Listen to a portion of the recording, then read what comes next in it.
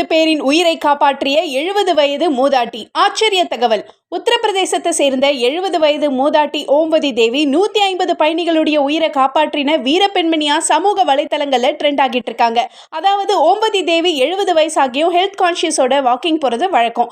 அப்படிதான் சம்பவத்தன்னைக்கு railway track பக்கத்துல walking போயிட்டு இருந்த போது தண்டவாளத்துல ஒரு பகுதி உடைந்து இருந்ததை பார்த்து அதிர்ச்சி அடைஞ்சிருக்கிறாங்க. மேலும் அந்த பக்கத்துல வர ட்ரெயின் விபத்துக்குள்ளாகும்னு கணிச்ச அவங்க தான் உடுத்திருந்த சிவப்பு நிற சேலையை கழட்டி டிராக்குக்கு நடுவுல குச்சியை கட்டி நிறுத்திருக்காங்க.